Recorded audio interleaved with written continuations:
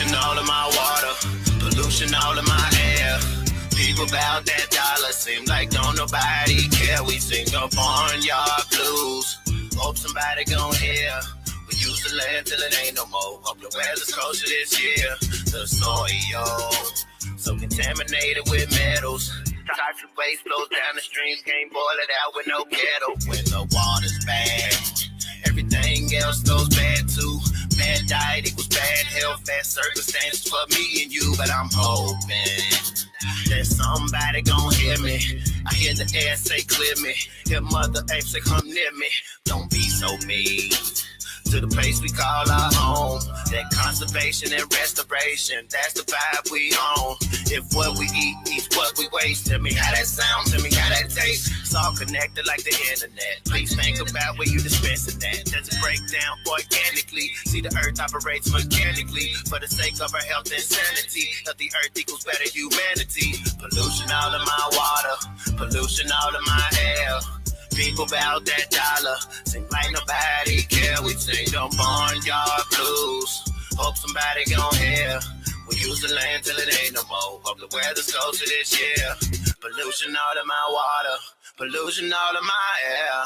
People about that dollar, seem like don't nobody care. We sing them barnyard blues, hope somebody gon' hear. We use the land till it ain't no more. Hope the weather's kosher this year.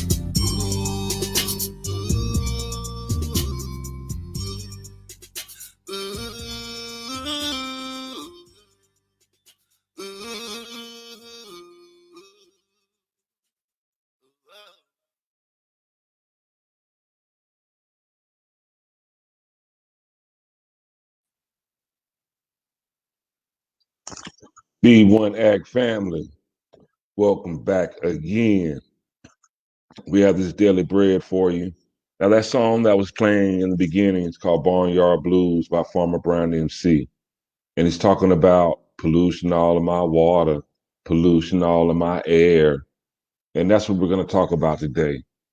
Because it's like a worldwide issue that we're having right now.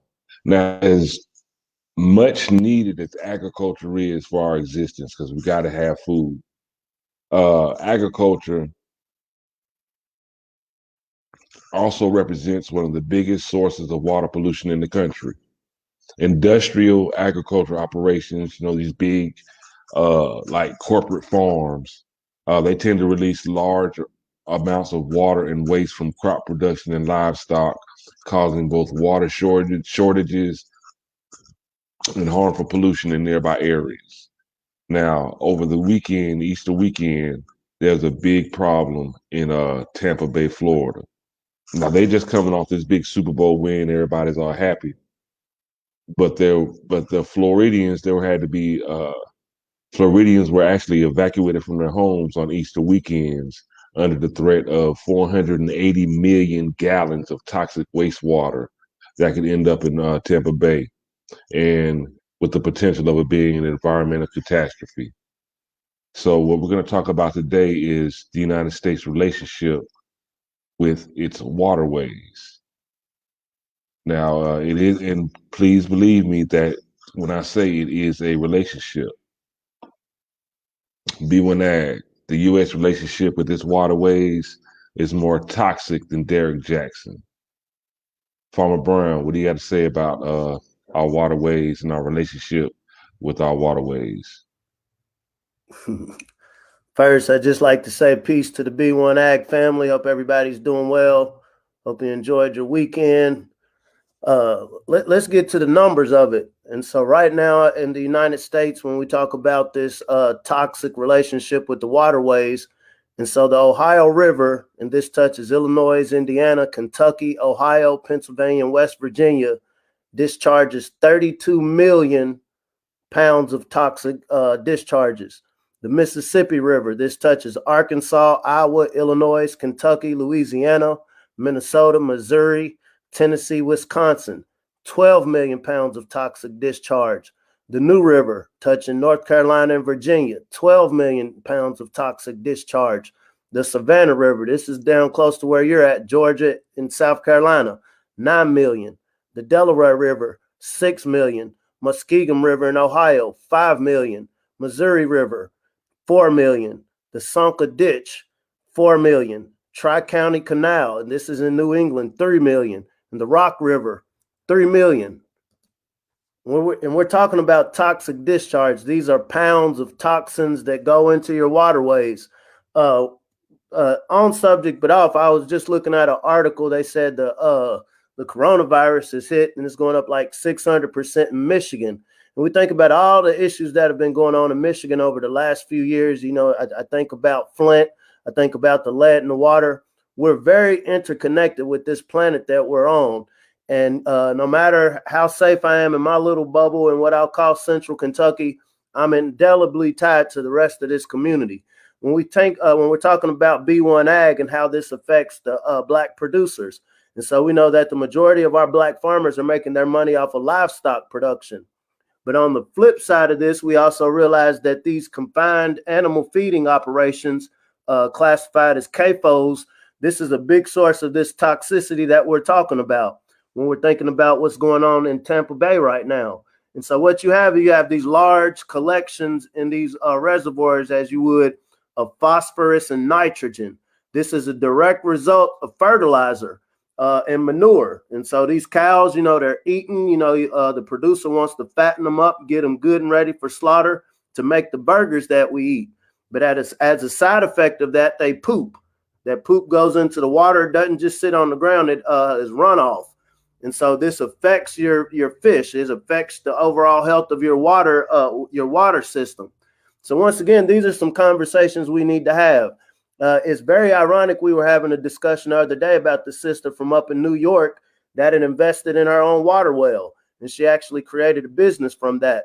And so we get into this conversation today. I really want to really break down how tied we are to our waterways, being that our bodies are 75 to 80% water.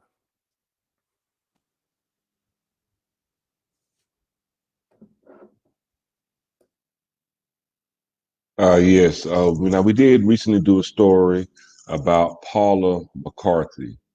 Paula McCarthy is a sister, a young Black single mother who not only owns her own bottling company, she owns all the land that contains the water source that sources her bottling company.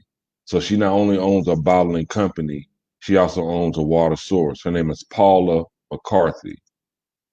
And that's a picture of her right there. So we'd like to give her a big ups because she actually went out and owns a water source, you know, and that's very important as we're talking about today because we're talking about the pollution of the water. Now down in Florida, Bradenton, Florida, the big issue is they have an old fertilizer plant. It's they don't use it anymore. But what happened is they have a retention pond, and this retention pond is full of phosphorus and nitrogen, but also uranium, and it gives off radon. So now we're talking about like nuclear uranium and radium. You know, we're talking about like nuclear chemicals that are being made from this phosphorus in this water. Well, this retention pond has leaks in it. And it's there's a very big possibility that it may give way. And officials in Manatee County, they actually evacuated people over the Easter weekend because they were fearing that up to 340 million gallons of contaminated water could engulf the area in a 20-foot wall of water if they don't repair that breach at Piney Point Reservoir in the Tampa Bay area north of Bradenton, Florida. Could you imagine a 20-foot wall of toxic water engulfing your city? Well, that's what's going on in Florida right now. But there's also this same threat all over the United States and all over the world. Think about it. You know, even if I'm just, you know, I'm going about my daily business, I'm just a consumer. I'm not really worried about the ecosystem, not really worried about, you know, my relationship with the environment. There's a lot of people in Tampa Bay that aren't able to get to their bag because they had to be evacuated. All of these issues will either directly or indirectly affect us in some way, somehow, whether we're talking about the air we breathe, the water that we're drinking, the water that we bathe in, or the prices that we pay. We keep bringing up this concept of reparations. I think it would be absolutely the correct thing to do. But when you're dealing with budgets, because once again, we're in a nation of laws, you're limited budgets. What I have to work with is what the taxpayers are inputting. So we realize this issue going on in Florida is one of many. And I don't have the specific numbers in front of me, but I know there's more than 629 miles of toxic wastewater in what we call North America. What this means is, I know last week President Biden had presented, some possible ways to incorporate the socially disadvantaged in rebuilding the infrastructure. So a lot of times when we think of infrastructure, we're talking about streets and roads, but these reservoirs are just as much a part of our infrastructure. And so once again, just last year, suddenly we were hit with a pandemic that nobody could have planned for. And so when you're looking at a local, state, and federal level, okay, there's now monies that I may have originally wanted to go to socially disadvantaged people that I now have to fix my streets and roads. Okay, now I got to get protective wear. And so once again, all of these economic impacts are encroaching once. And what do they say? When white America catches a cold, black America catches a pneumonia. And going back to another conversation we were having about just the strange times we're in, the plagues. I don't know if you have that video from what's going on in Australia right now. Because some people might say, well, what does Australia have to do with, what we have going on in the U.S.? It's the same thing with the Suez Canal. Because of that blockage in the Suez Canal for about a week, it's going to affect prices that we pay for toilet paper, coffee here in the next few weeks. The same thing has happened in Australia. When you think about the history of Australia, these mice are, and I want y'all to see the picture, seeing is believing. And so just to kind of give a background on what's happening, and so there's a huge mice infestation going on in Australia right now. There's literally 20 million plus rodents running around plaguing Australia. They breed every 6 weeks. But the big component of this is they're affecting agriculture in Australia. They've gotten into the waterways, which we'll discuss that a little bit later. They're going into the grain silos. They've decimated the cotton crops. So once again, when we shouldn't look at nature as something that, that's separate from myself. We're a part of nature. And as we get into this discussion, we'll talk about the opportunities. For those of us that like to be optimists about a situation, but to correctly address the situation, you have to know the gravity of the problem. But if you could roll that not so beautiful bean footage real quick. Now, before I do play this footage, I would like to put up our copyright disclaimer.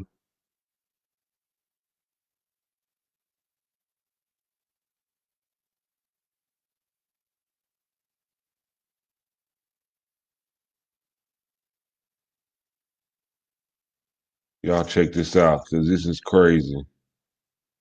I know, I don't know how y'all feel about mice or rodents, but this is something I would never, ever want to face. Oh, damn.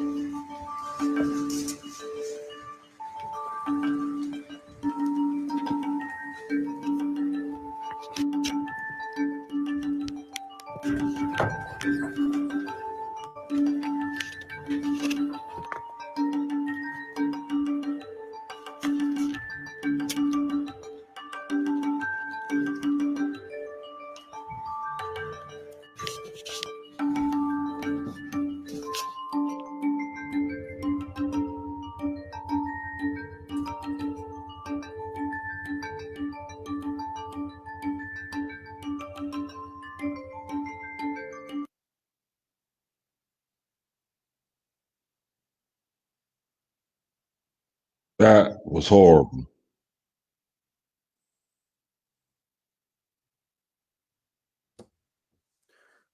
You know, not to get in the good book, but you know, the Bible speaks of plagues. And I will say, you know, some of these are seasonal. I know here in the West right now, we're going to have cicadas. Sometimes there's locusts. And so there are different components of the environment that come in seasons. Some might be every 2 years. Some might come every season. But this video was particularly important. And I hope some of the farmers out there that are looking understand these will indelibly impact your operation. And so I imagine as a consumer, I wouldn't want to know that my cream of wheat had been infested with mice feces. In Australia, their water system has been contaminated with mice feces. When you study history, when you think about the source of the bubonic plague, it was rats, but these are vermin. These are what we call vermin. You know, mice lives matter, right? But let's be honest. How would you feel if you knew that your grain that you were eating, whether you're talking about your cornmeal, whether you're talking about your wheat, whether you're talking about anything that's being produced on the farm, was being overridden by mice? These mice didn't come out of nowhere. They came as a result of other issues going on in Australia. If we think over the last few years, there were a lot of forest fires. According to some schools of thought, these fires were intentionally set.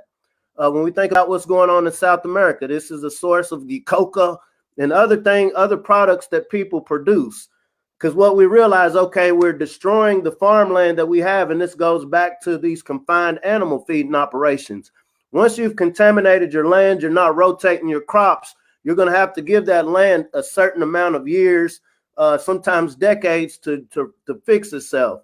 The beautiful thing about Mother Earth is long before humans were here and long after we'll be here, Earth will always replenish itself. But how many lifetimes will it take for this replenishment to happen? And so meanwhile, when we're talking about economics, because here at B1 Ag, we like to be very specific about the conversations we're having, not only pointing out the problems, but what are solutions. So saying that to say in Australia, okay, since we're making all the farmland we did have toxic, we have to burn new land. And so this is where you get into burning down your forest. This is where you have a lot of trees getting burned down so you can make better land. Technically speaking, burning land isn't a bad thing. You know, it actually cleans the land. And so you can clean with water, you can clean with fire. And what does it say in the book? I'm not coming by water, but fire next time. That's a whole nother conversation.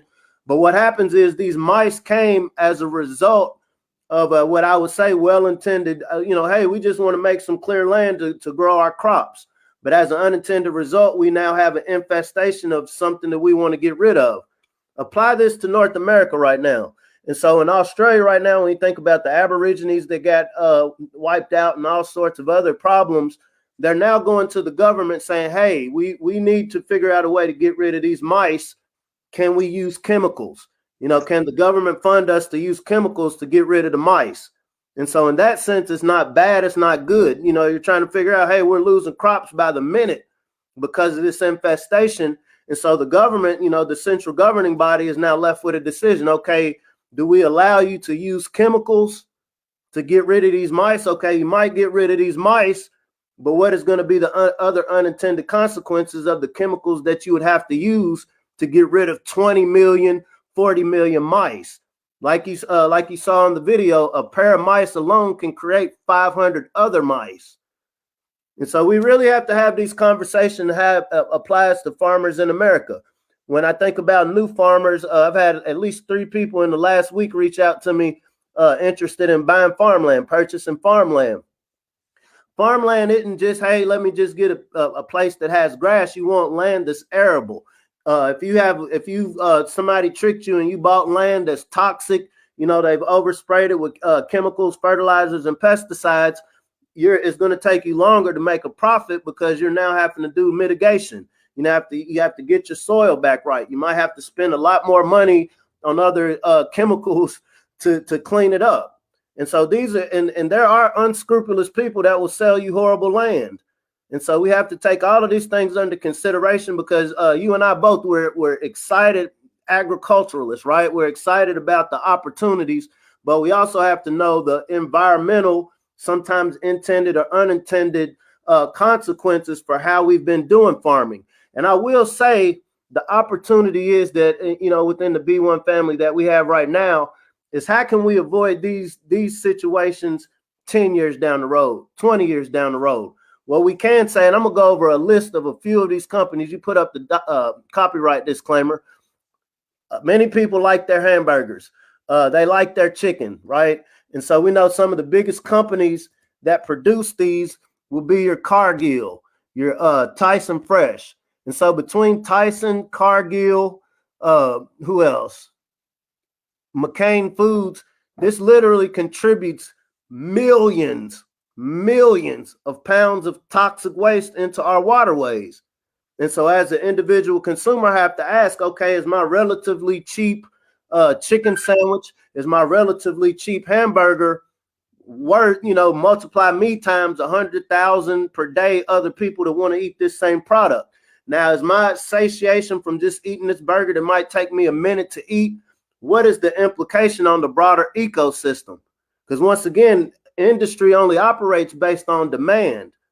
And so as an individual, here at B1 Ag, we're not here to tell anybody what to prioritize, what to eat, but we are here to say that we have an indelible connection with all of these things that we see going on around the world right now.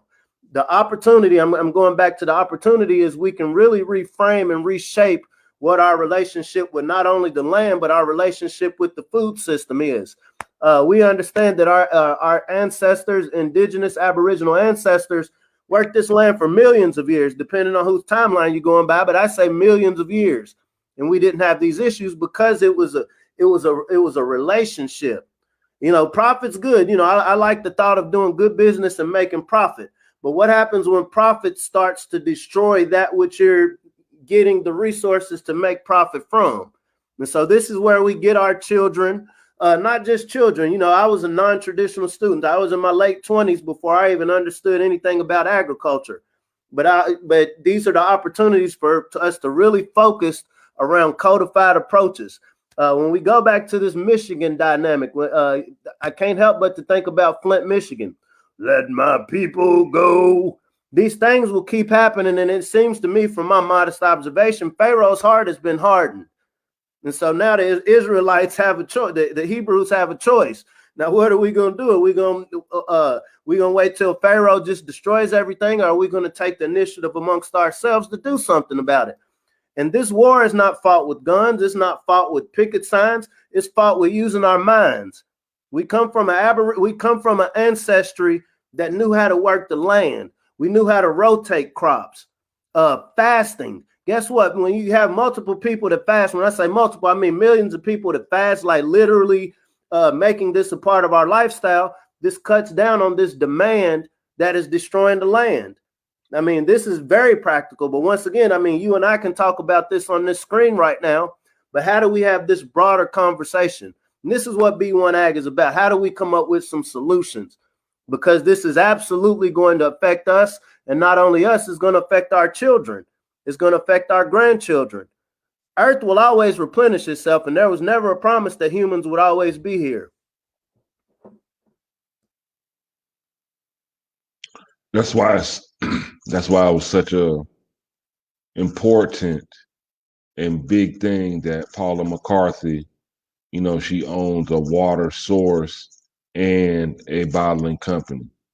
Because as this continues to happen, because this is continuing, this is an ongoing problem for America and also worldwide, with poisoning our waterways.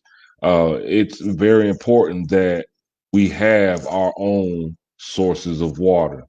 And this sister, Paula McCarthy, she took the initiative to not only own a bottling company, but to own the water source as well.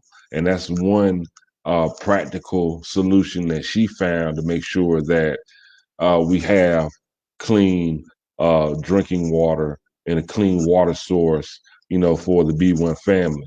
Now, everybody just can't go out and buy a water source. That may not be practical for everyone, but for those it is practical for.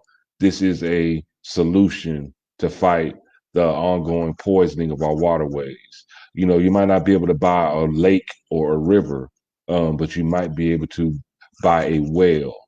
You know what I'm saying? Or you might be able to get a couple of people together to invest in a well. You know, something is just as digging a well to make sure that you and yours have a clean source of water.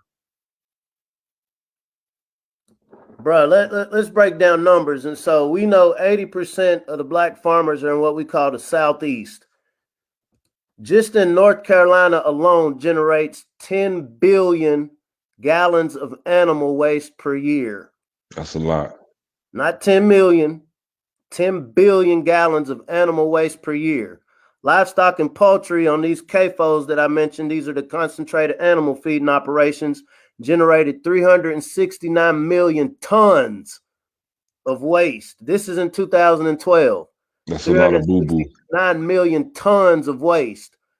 And so once again, we know every year the population increases. And so as the population increases, you have to produce more food. There was a time where people didn't eat 3 meals a day, but because of marketing, because we got used to the concept, I want breakfast, lunch, dinner, snacks in between, this drove demand. This demand drove industry. And this isn't just in North Carolina. There's some parts of Louisiana, they call it Cancer Alley. Because when we think about the land that Bill Gates bought, a lot of this was in Louisiana because so my family's from down there. This is beautiful land. This is great arable farmland. But what has happened is our drive to, feed our consumer demands it's literally destroyed the land. And land doesn't replenish itself, overnight. You can't just be like, hey, government, we need to fix this overnight. Because there's a thing called a super fund. And I'm not going to get deep into a super fund, but the government knows that this is a problem. But at the same time, these operations are legal. Because once again, what was the wealth of America built on? It was built on agriculture.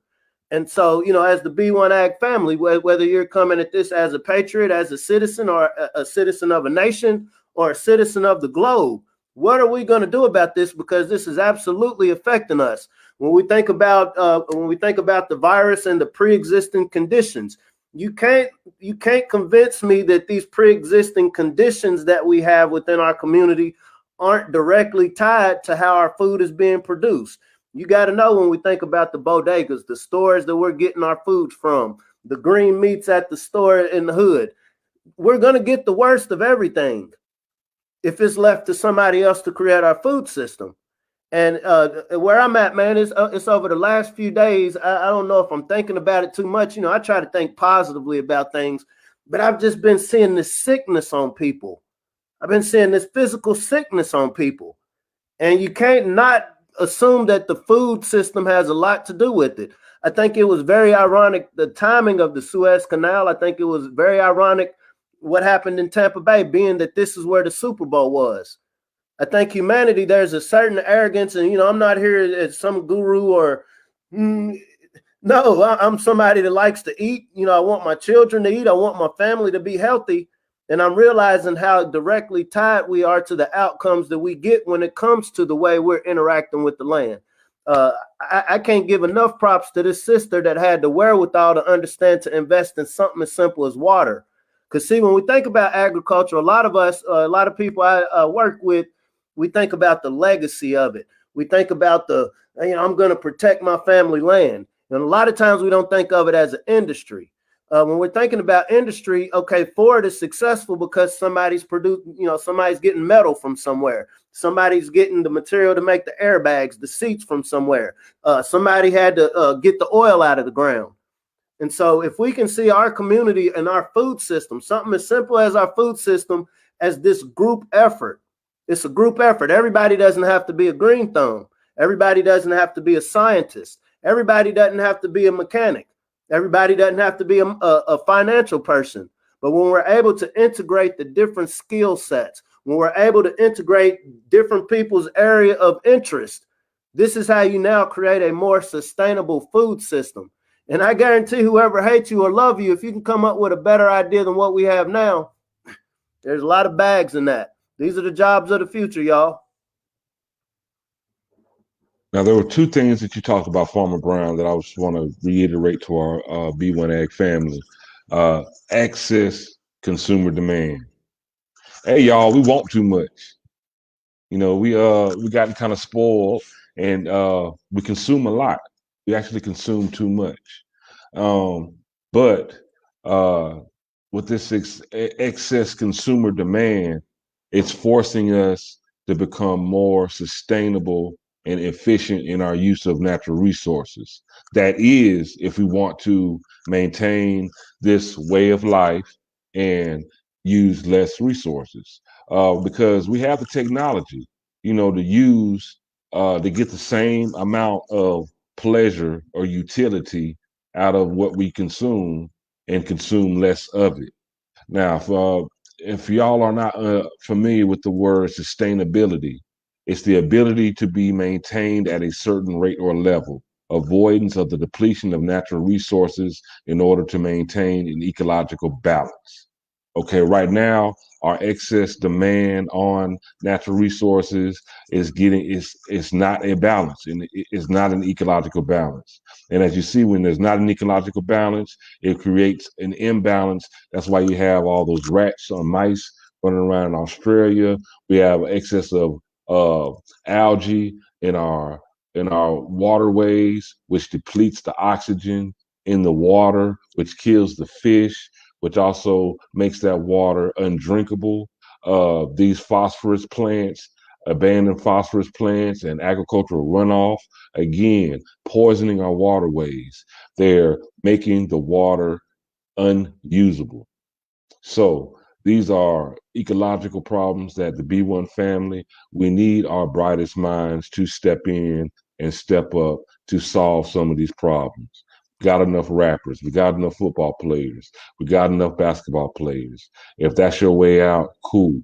But we all as a whole need to be aware of our place in this ecology called society. Power respects power. What do we say? Money is power. It's my contention that we are the money. Before there was such thing as a dollar bill, we were the money. We got this economy going. And I'm glad you brought that definition of sustainability up. Who has been the group of people on this planet, regardless of what you want to call us, who have had to work with the least amount? We are poised by nature. Nature has ordained us to take the wheel of this machine that's going off a track. And that's on us. Nobody is going to grant us permission to take the wheel. And so this starts with the individual. It starts with, once I turn this podcast off, guess what Farmer Brown got to do? Farmer Brown got to figure out now what little simple thing can I do? Because, I'm a transformer and I connect with like-minded folks to create Voltron to address this issue. And so what are the individual things we can do within our households? What are the conversations we're having? I know my children like to eat, and let me not get it twisted. I like the thought of having things. I like the thought of having a prosperous life. I like the thought of, infinite possibilities of what I can earn and attain during the course of my life. But when I think of the long-term plan, and this goes into farm planning too, a lot of metaphors on here. When I think of the long term, okay, do I want to just usurp all the resources that are available now? And then my children who I want to pass a business down to, there's nothing for them to work with, and that will be counterproductive. It's putting our minds on taking control of the environment. If we can do it on a micro level, just within the B1 Ag community, it is indelibly going to affect everybody else's community. Because once again, the people at the wheel right now are driving drunk with power that doesn't exist anymore. Drunk with power that doesn't exist anymore. What does it say in the Bible? In most spiritual texts that people go, the bottom will be on top. This isn't because, something came down from the sky and said, okay, I'm going to officially turn earth upside down and the people at the bottom are going to be on top. This is genetic, y'all. The people who have had to work with the least by nature have their minds work differently. Because I haven't been able to go to a bank and get the same capital as say whoever else has been driving. And so our minds have had to figure out, okay, I still want to eat like they do. And since I don't have all of these resources to work with, we come up with other ways. And this is the mother of innovation. The sooner we get our children, the sooner we get our brilliant minds to focus on these very practical solutions that are affecting all of us. We can either sit around, I think about the cow when I used to work on the research farm. And, in my head, I'm like, Cal, man, if you only knew what's about to happen to you when you walk through this chute. A lot of us are the cows sitting, walking around, just kind of following blindly into this chute that's ultimately going to lead to the slaughterhouse. There's a grand liquidation going on right now, whether you want to say physically, economically, spiritually, whatever level. And we all have a choice right now. What role am I as an individual going to play? Individual, family, community, state, region, nation, world. There's levels to this thing, y'all, and we are poised to take the wheel. And that starts with our will.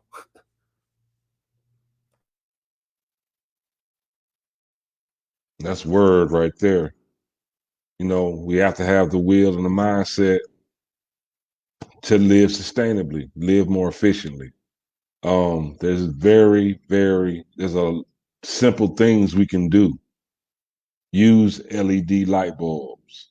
There are certain water shower heads that you can buy that you get the same pressure using less water. There's very simple, practical things we can do. Buy water by the gallon. If you're going to buy your water, you need clean drinking water, buy it by the gallon. Consider using water purifiers so you don't have to buy as much plastic. You can just clean your water. But we have to get in a different mind frame when it comes to how we consume these natural resources. Now, I really love what you were talking about, Farmer Brown, about the bottom being on top, because the impoverished, those that have less, you get creative because because to survive, again, this is all boiling down to survival skills. To survive, there's certain creature comforts that you want, but if you don't have money, that doesn't mean you cannot have these creature comforts. I've seen homeless people, especially our veterans, our military veterans that come back and now they're homeless. They're creating Wi-Fi spots. They're not stealing Wi-Fi. They're creating Wi-Fi spots. They have internet. You got people that are homeless with internet, for free. You have people that live in the streets, on the streets, under bridges, makeshift homes with a lot of the common amenities that we have that we're paying, overpriced rent for. We got to live smarter, y'all. Farmer Brian, you got anything, last words to say about this toxic relationship with our waterways or just us living more sustainably? You remember when we was living down in Decatur, one thing I learned, a lot of times we talk disparagingly about crackheads, that whole thing and what that meant. And that's actually one of the most innovative groups of people I've met. I remember one time we had a flat tire. We was at a recording studio and one popped up. Hey, man, you need that fixed? We were in a rush. We're like, yeah.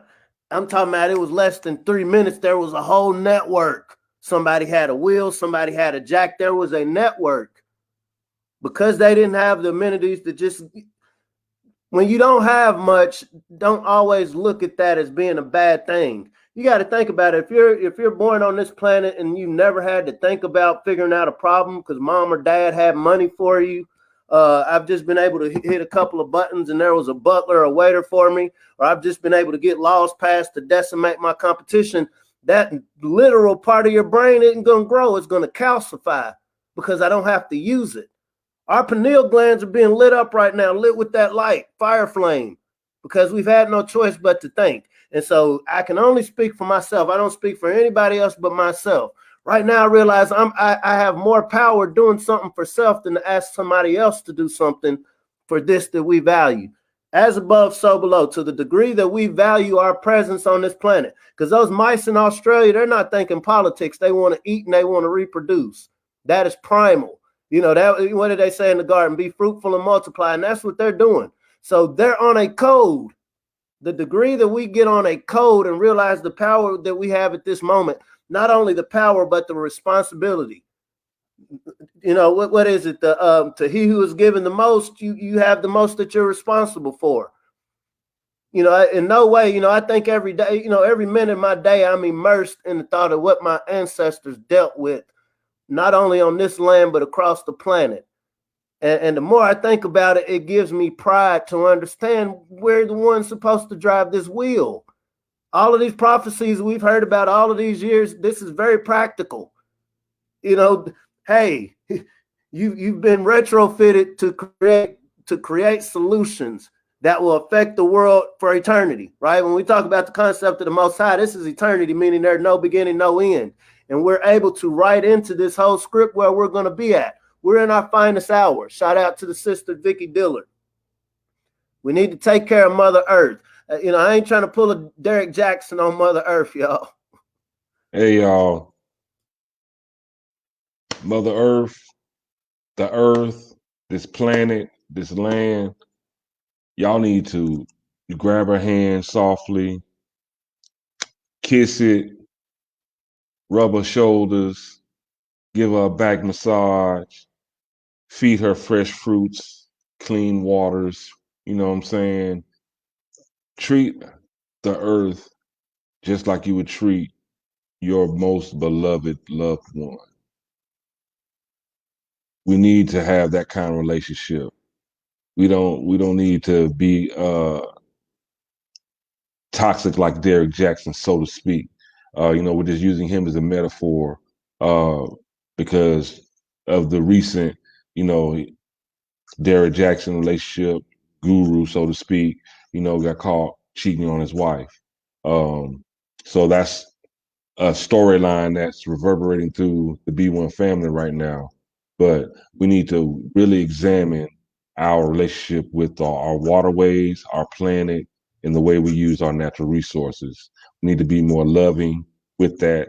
We need to be more intentful, and we just need to be more mindful and conscious because a lot of these resources, these natural resources that we speak of, are non-renewable, or they take a long time to renew, more time than we have as an individual on this planet.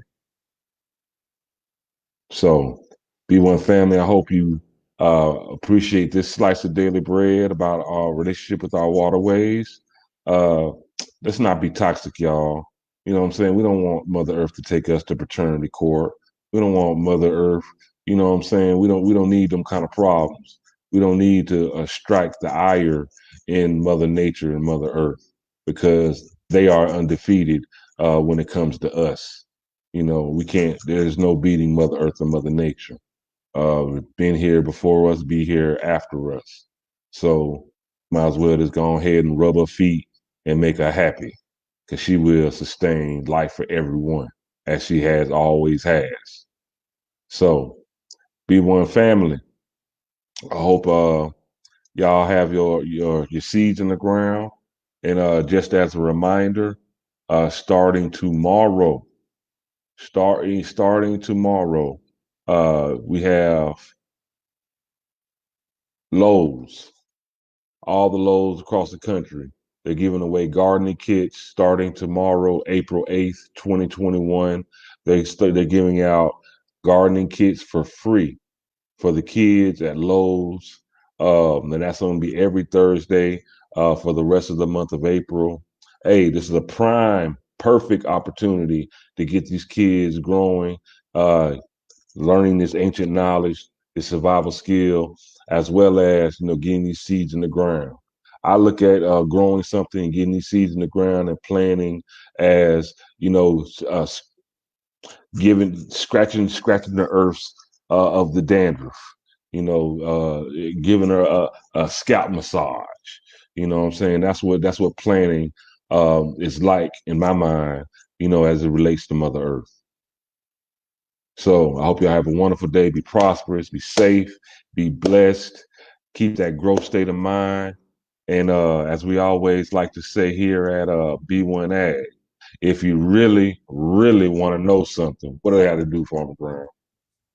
Learn how to grow something. Yes, sir. Y'all take it easy. Get some sunlight today if it's out, and make sure that sun hits you on your face and smile. Peace out.